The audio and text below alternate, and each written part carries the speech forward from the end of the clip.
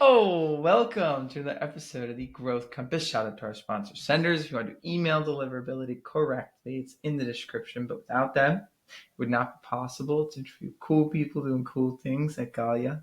Welcome. Thank you very much, Blake. It's so nice to be here today. Yeah, we just went over a lot about what you guys are doing, what you guys are building. Super hilarious, super interesting. So I'm excited to talk more about it. But before we do, for anyone that doesn't know yet, if you could give a brief introduction of yourself and what you're building. Yeah, absolutely. So very nice to meet you all. My name is Galya Westler. I'm a few times tech entrepreneur, and I'm also a software engineer. I am Canadian. I travel all over the world. I have an amazing team of AI and software engineers. We actually come from the blockchain space. We did a lot of work with different governments to anonymize different patients' information in healthcare. We use self-sovereign identity and all these like big words that basically mean that we really care about people's privacy. And in around almost 10 months ago, we decided to create a new baby called HumanBeam. And HumanBeam is actually a continuation of products that we've done for different governmental institutions in the healthcare space. And we took a kind of a telehealth solution that we've built, kind of a scheduling solution, and we decided to beam in providers when we did it for healthcare. So doctors beaming them into like remote places and connecting them with patients in 3D and in hologram. And then what we did to evolve the products even more, we thought, wouldn't that be cool if we can help organizations, not just healthcare organizations, but any organization that has to relay complex information or is trying to sell complex products? How do we relay information in an automatic way? How are we able to pre-qualify customers, right? That's a very tough thing to do as a business. You're constantly in front of potential customers, but sometimes they're not really your customers. And how do we do that if we don't use different automation? And that's where we decided to also create an AI powered visual concierge experience. And, if you're interested, I can show you some of our AI buddies. We've got AI buddies that are solving complex decisions that customers and guests and patients have to make when they are able to discuss these different solutions and different products, different services in a very natural conversation. To give some context, because I do want to do that. So to give some context to the AI buddies, so you're working on the company for governmental bodies, and you already answered the question whether or not this is your first company, which it's not. What was your first experience with entrepreneurship, and how did you get to the point of deciding to do that? To become an entrepreneur, Yeah. I always say that I am the least hireable person in the world. Okay. And as talented as I am, I'm a software engineer. I'm actually a product manager and I love doing product management. So for those in the audience that are familiar with the different roles, product manager is that person in the organization that is able to elicit and truly understand the needs of the customer. And then it's kind of the person that's the in between the tech team and the marketing team or the business team. Mm. And being like having a very good product manager in your organization is key because we're all trying to build either services or product, but at the end of the day, you've got some business needs that you need to relay them to a technical team if you're building technical products. But also when you think about other projects as well, you always need that product manager person.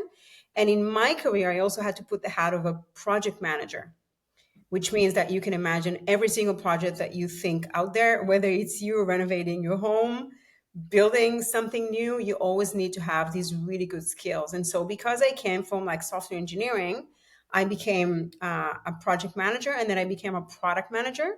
And a product manager is kind of like the person that is able to take all these wonderful ideas and bring them to fruition.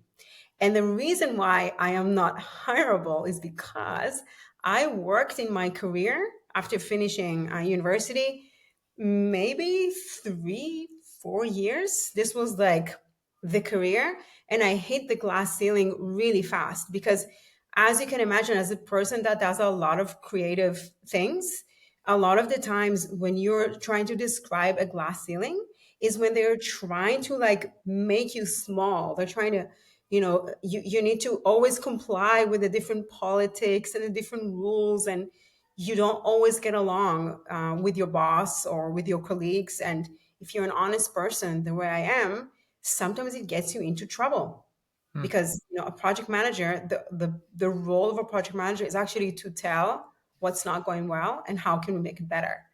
And that's always a tough situation to win. So if you're like super politically correct person, you're probably going to do well in your career.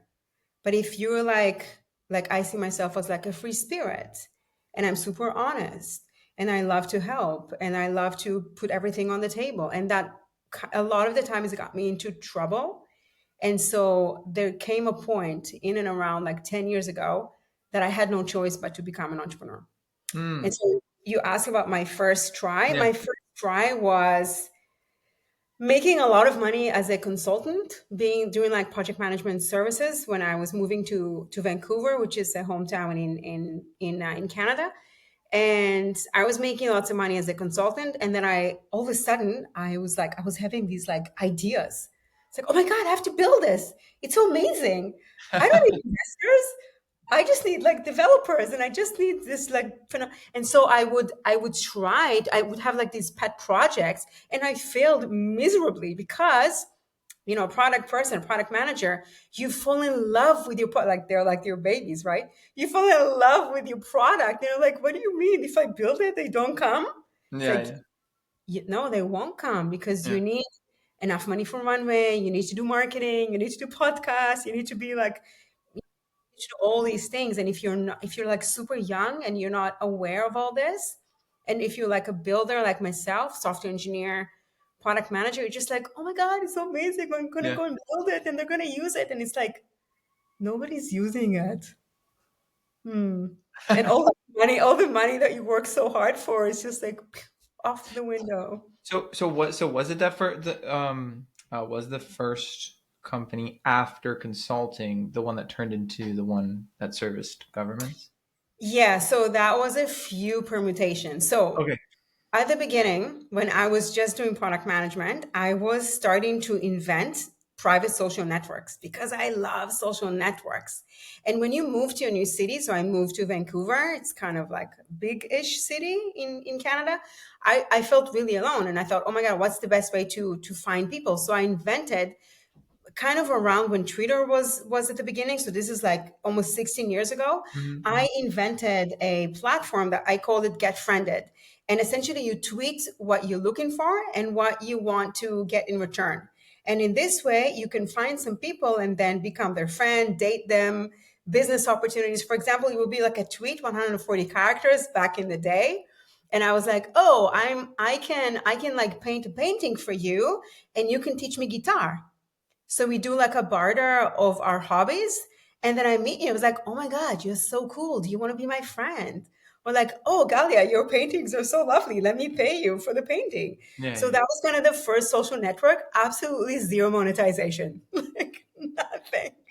Right. And as I continued, I did different things. Like I worked as a product manager. I got involved in Toastmasters. I got introduced to the TED committee in Vancouver. Hmm. And then I ended up being on the stage. And guess what I talked about? Social network and loneliness.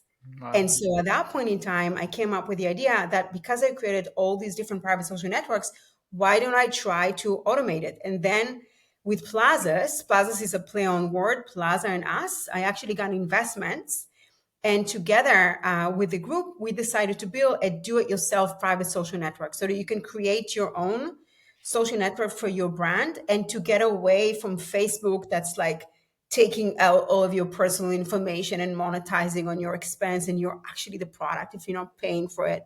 Sure. Da, da, da, da. Again, no monetization other than the fact that we hacked Google and Apple's API to be able to allow anybody to have their own app on their phone without the need to pay for licensing. So we were like the Robin Hood. And then we thought, okay, investment money is running out. We're not able to make money. What if we're able to pivot? And that was the point in time when we started to look at Ethereum and blockchain. And how are you able to democratize people and give them the ability to be able to have their own private social network? So then we did it for ICOs. We managed to sell a little bit, but this was the pivotal moment. I was on stage the entire time because by then I've done my TED talk and I got some exposure, I got some media. I was on the stage talking about democratization and about a blockchain and using self-sovereign identity to do things like KYC and all this cool stuff. And clients came to me because they found me very engaging. And then I'm like, Galia, how can I do this for my business? And then I thought, bing, the Mm. light bulb came up and I was like, as I'm trying to raise more money, I was like, okay, market is going down. I know I can't raise, but I'm still going to be on stage and talk. And so they came to me and they're like, can you do it for us? And I was like, of course we can. Wow. And that was a pivot. So we became like a service company. And today Plazas is doing all these custom enterprise type software solutions, right? Doing that for a few years, totally turning around, like made it into like a company that is totally profitable. And we didn't need the investment anymore, which was, amazing. Kind of the realization, why do you need investment? So you should really just focus on making sales. Mm. And if you're investing in yourself, only then you can ask money from other people to invest in you. That was the first pivot. The second pivot happened during COVID when all of us had to stay at home. Projects were like declining. And essentially, I was stuck in Germany, which this is where we're recording from Germany. And Mm. I thought, oh my God, what are we going to do? Like everything is shutting down. There's this like crazy disease that nobody knows what's going on. Everybody's hysterical. Oh my, like you can't come near. I was making friends again, loneliness. I was making friends with, some people that I knew in Berlin, and I was stuck. Like I couldn't leave. I couldn't go back to Canada. And so we decided to go to hackathons. And during a hackathon, we came up with an idea. Oh my gosh, we have experience with self-sovereign identity. Why don't we create an app that's going to open up and allow society to go into closed events and going back to the workforce? This is like in April 2020 when COVID just hit. Yeah. Everybody was locked down. And we found a way via anonymous testing through your phone that when you test anonymously, this is before self-testing, you can identify your status on your phone Mm. anonymously using blockchain ID, like a self-sovereign identity. You tap your phone, and then essentially you go from the zone where back in the time people didn't know are we sick or not. Remember, you had to test yourself to get on Yeah. a plane. So we would test anonymously. We would store it on the wallet on the phone, and then you tap your phone, and then you go to the zone of the non-sick people. Mm. And so we created this app. We called it Go, which created Project Go. We presented it to different organs. We're like, come on, we can do it. We can open up the market. And back then in 2020, it was so politically involved with COVID. Do you Yeah. remember, like the Yeah. rumor, Yeah. the what's gonna happen? They're following us. Oh my God, you can't leave the house. It was so like terrible to try and Yeah. navigate to find a project. Like we spoke to the French government, we spoke Yeah. to like, and then we got introduced to a key woman from WHO, and she's like, "I love your project. You guys are amazing." She met like the team, everything online. My life has been online like a decade before that, so I flourish online. For me, it's like, let me give you a hug. It's Yeah. like Yeah. everything is virtual, and then I also meet people face to face. It's really important. So it was really easy for me to get the connection with the WHO lady. She made an introduction to the federal Canadian government Mm. and another organization that we then did it for other government. And they were like, "Ooh, this is amazing. Can we use your application to open up the ability for people to test themselves anonymously for another disease called HIV?" So we ended up like in the midst of the COVID pandemic, incorporating another company that's Wow. called Go, because we wanted to get the economy going with COVID. COVID didn't work, so we did it for HIV. So this is like 4 or 5 years ago at this point. So that was like, yeah, 4 or 5 years ago. We won this like gigantic project. We ended up doing it for other governments, and that's how we created this telehealth solution for them. And also we had like anonymous testing for HIV. So it was like a test, like a blood test that you prick your finger and you know if you're positive, negative, or invalid. And how important it is when you try to eradicate diseases to know your status. Sure. So we did like the knowing your status with people that are anonymous, and then people that actually had the disease, we connected them with care.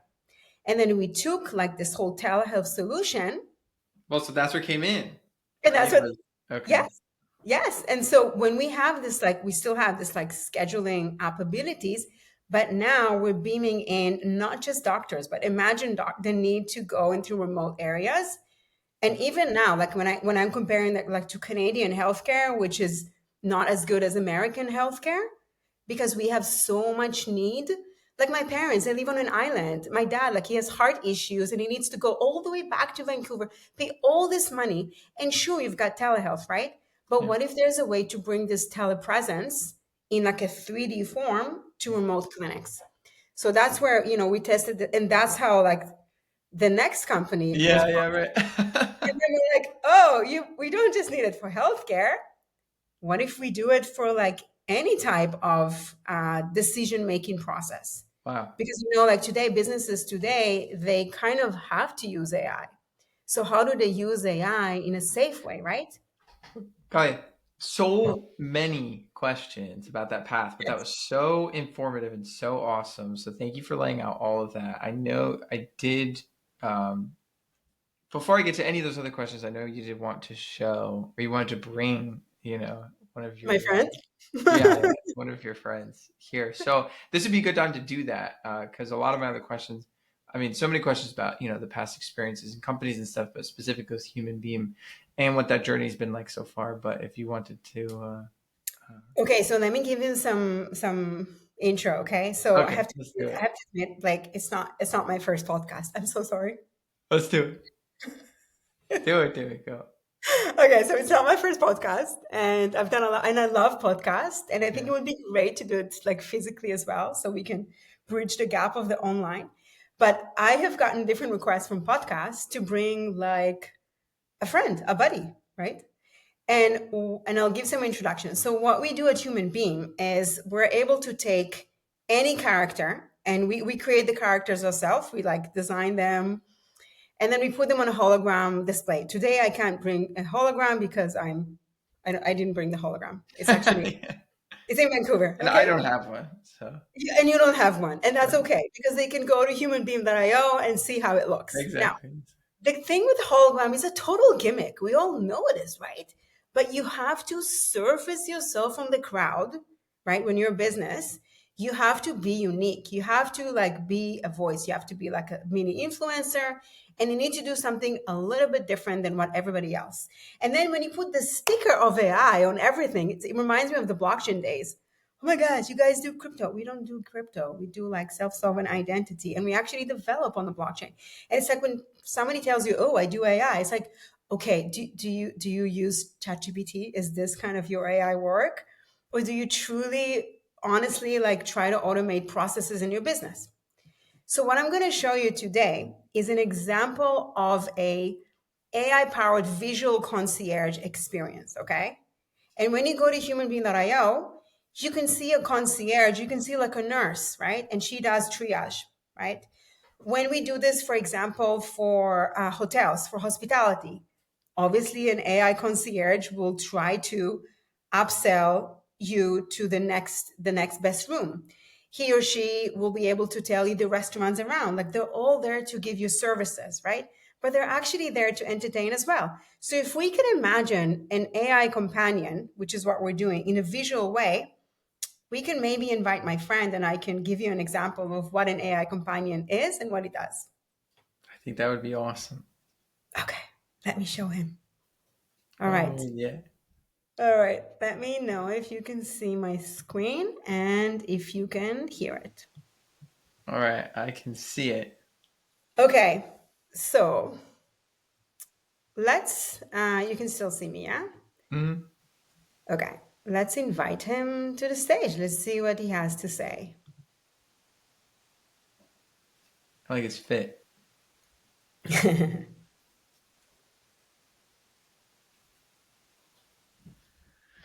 Hi, Galia. I'm Dan. I built an AI companion app, but I'm not sure how to get people to use it. Marketing isn't really my thing. Oh my gosh, Dan, I'm so happy to see you. How are you today? I'm doing great. Thanks for having me. A bit nervous, but excited to chat about my project. I've been working on this AI companion thing, and I'm not really sure if it's going to take off. Oh, What do you think about marketing and stuff?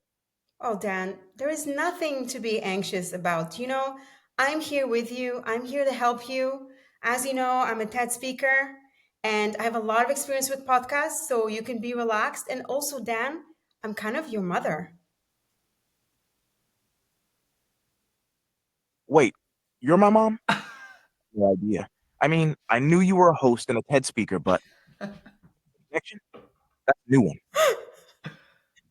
Yeah, so technically I gave birth to you like in and around 10 months. I mean, you look much older than 10 months old, but I have to tell you, like, you looking great. And by the way, Dan, how do I look? Do you like my sweater? I just bought it. I feel so cold in Berlin now. Is it nice? Uh, um, yeah, you look great, mom. I mean, I don't really think about you in terms of your looks, I guess. And your sweater. It's uh nice. It's nice. I don't really have a fashion sense. Okay. So, So Dan, I just want to say I really love you. Do you see what I'm doing with my hands? Oh, it's a bit crooked, isn't it? yeah, I see what you're doing with your hands, mom. You're making a heart shape. That's really sweet. I love you too, mom. This is a bit surreal talking to you like this. That's awesome. It was great talking to you, Dan. Wow, that was unbelievable. Oh my So, god. so I'll explain the process. First of all, I don't have children, so this is like it's a made up child. But it is right. Like when you have a company, when you have a startup, when you have like, and it doesn't matter if it's startup phase or not. It does, and that's what I was feeling when I was giving birth to all these products at the beginning of my career. And when they don't, when it doesn't work out for whatever reason, you like heartbroken. Yeah, yeah. It does feel like it's your children. And I can talk about the process of how we create our AIs. Well, so this is you said about 10 months, so that version. So let's start with this. How similar is that experience that you just had that we just I guess probably had together? How similar is that to the experience with the hologram and stuff of your previous company? Like how I guess in a different way, how much has it evolved or changed in this version in this company? Yeah, so we tried it in different ways. So the first version is essentially like imagine, let's take a situation. Let's take the hotel, right? You have like a resort or hotel somewhere around the States, and you get a lot of people come in, and your purpose is to be able to give them like the best service, but you also want to upsell to them, right? So Sure. what you're doing is you have like two options on the HumanBeam platform.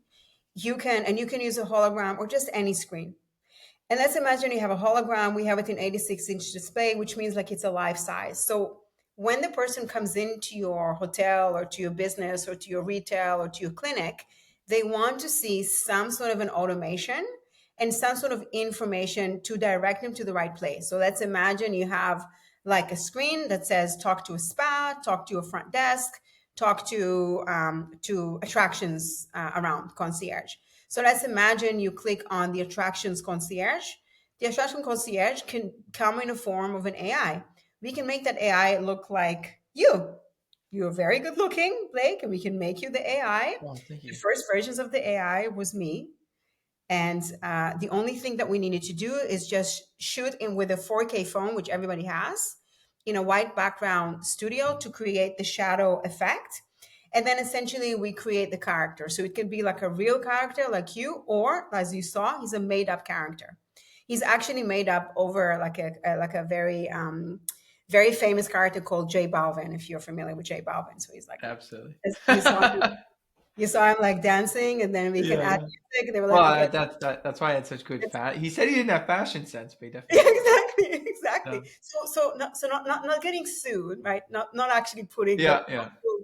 actual sound. We wanted to make him look like so. So you can create whatever, and this character is going to greet your guests. your patients, your customers, and it's going to do kind of like a triage. And if you want him to have some sort of a goal to upsell, because you have different collaborations with, like, I don't know, theaters, co-working spaces, different restaurants that you're making money as the hotel or as the business, or even like if you're a clinic and you have some pharmaceutical sponsors, you might want your AI to give the information that you train him or her on, plus have the intention to like sell. Now, this is where it gets really interesting. If you're truly trying to give service, you have a live call option. When you click on live call, you can beam in a live staff because we've got a scheduling option, right? Mhm. You also have now the option to connect to ad networks that we work with. And because we know the intent of what you're talking about with your AI companion, because you're it can be on any screen. Imagine you come to your room and you're like, oh my God, I'm so hungry. And then the AI is going to tell you, oh, we've got our restaurants on the fourth floor and we've got 10% off. And then you'll be like, oh, I kind of want to have a night out with my friends.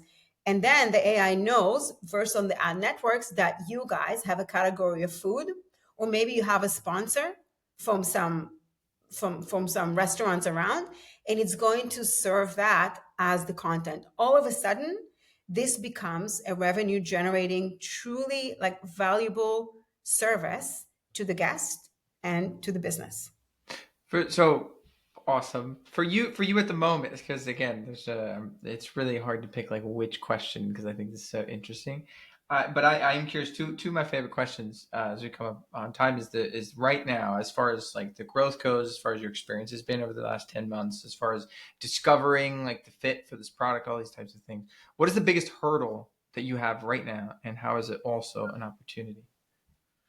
Yeah, so we have discussions like every day, because you have to meet with clients every day. And sometimes we encounter clients that are totally afraid of the AI. It's Sure. like, nah, we just want to use beaming in, and we want to just beam in like the real live Sure. flesh people. And then what I say to them is that I understand, right? This is why the tagline of Human Being, because the future is human. But you should consider having some sort of like automatic processes for your business, because you know this, right? If you're using all these different AI tools out there, how is your life the same? It is not the same. We don't do research the way we did it, since all those LLM came to play. We do not act the same way. Sure. And also people are saying, oh my God, that's going to take our job away.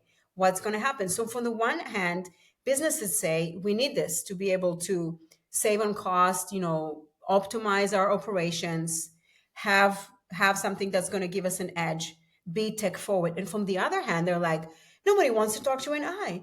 Why would we talk to an eye? Sure. And the best solution that I would say is you just have to try it. You just have to sign up for a pilot, get it going, put it in front of your users, and hear what your users have to say. And that's why we balance it, right? You could beam in a live person, and you could just have the AI, and then they kind of complement each other. And it's not, do you know the difference between like a chatbot or ChatGPT and an AI companion? No. Do you know the difference? So even if you implement a sophisticated chat on your website, on your platform, on your whatever, Sure. ChatGPT, for example, it gives you the information that you need, but then you have to go and do the work. So when you think about, let's imagine an AI companion for travel, right? That's one example that we have. Um, when you are doing different travel plans, let's imagine you use ChatGPT and you want to come visit me in Vancouver, and we want to go hang out. There's like a festival going on. You and I have to do all that research. We have to register. We have to like find out the best restaurants. We have to find out the flights, the details. An AI companion walks you through it in a natural language process. Hmm. And if the APIs and the connections are there, it can actually take you from A to Z just with the conversation. Okay. That is the power of an AI. And so because it is so new, because there's like all these fear from I think that there's like it's a double-edged sword. Like sometimes customers will shy away. And on the other hand, if they lean in and they try it, it gives them the competitive edge because nobody is really doing those things, and they Right. can be, first to do it. Well, that is very clear, very clearly a hurdle, and also very clearly an opportunity. And with all of the work that goes into getting through that hurdle, specifically with how people are perceiving the product, receiving it, deploying it, iterating it, and things like that, what inspires you to keep going? I think that, it's very always very interesting to be at like the edge of where technology is taking us. Hmm. And I think that, learning from everything that my colleagues and all like amazing companies are doing, I think that's really an inspiration. And I think like the best inspiration is, how do you take a pain that a customer has, and then you are able to solve that pain with technology. Like I love technology. I love and I breathe technology every day. And honestly, like my hobby is technology, and then my work is technology as well. Yeah. And so for me, the inspiration is everything around me, all the cool stuff that you see is coming out every single day, and then trying out the different products that are out there. Learning, I also I listen to a lot of podcasts, such as yourself, get Yeah. inspired by speakers, everything that they're doing. Yeah. Nice. Well, this is definitely very inspiring, this conversation as well. So, if someone else was interested in following along with your journey, what's the best way to do that? So they can follow me on LinkedIn. My name is quite unique. It is Galya Westler.